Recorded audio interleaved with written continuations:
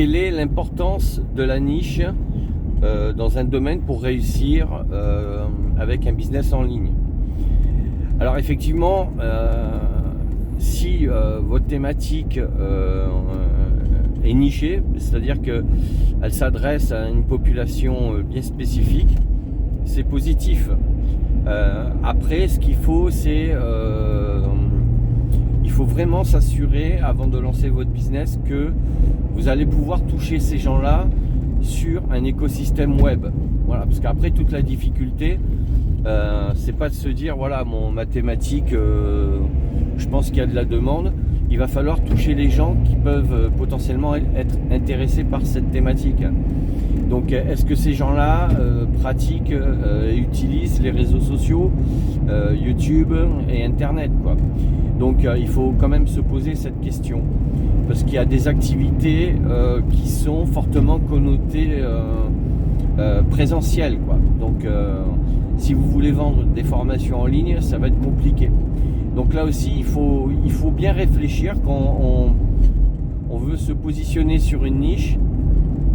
C'est de voir si dans la pratique de cette activité, les gens sont potentiellement aptes à se former en ligne, quoi. Voilà, tout simplement, parce que c'est pas toujours évident. Moi, quand j'ai créé mon business il y a une dizaine d'années avec une plateforme en ligne,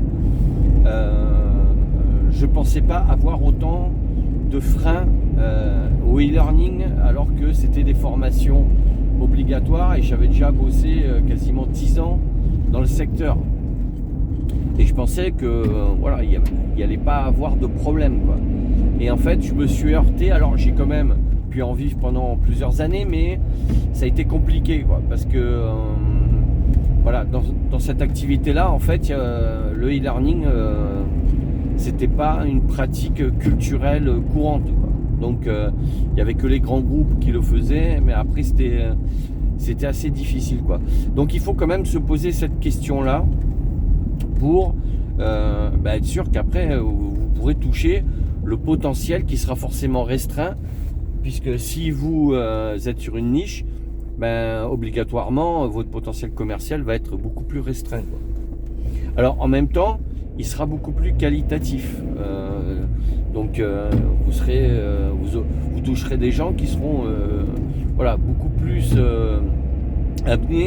amenés à vous acheter vos formations, mais voilà, et ça risque de prendre un peu plus de temps que quelque chose qui va être peut-être un peu plus ouvert, un peu plus généraliste. Voilà. Mais encore une fois, il ne faut pas hésiter à regarder ce qui existe déjà en ligne.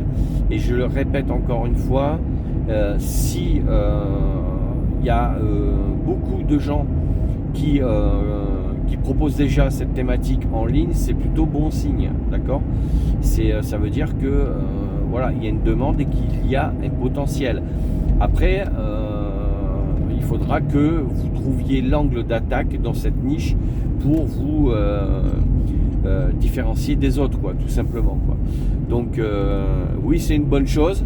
Ça peut prendre un peu plus de temps, mais une fois que vous avez créé votre communauté, c'est une communauté qui est beaucoup plus qualifiée. Donc il faut l'intégrer. Donc quand on met en place un business en ligne très niché, il faut vraiment au départ, si vous avez déjà un emploi, une activité, le faire en side business, c'est-à-dire avec le considérer comme une activité à côté. C'est-à-dire que le soir, en rentrant chez vous, vous y consacrez une ou 2 heures par soir, ou 5 à 10 heures par semaine, et un peu le week-end, quoi. Voilà. Et à partir de là, vous pourrez petit à petit mettre en place votre activité sans prendre trop de risques, quoi. Donc dites-moi ce que vous en pensez en commentaire. Pensez à mettre un petit pouce bleu vers le haut, à vous abonner à la chaîne. Je vous dis à bientôt pour d'autres sujets. Ciao, ciao.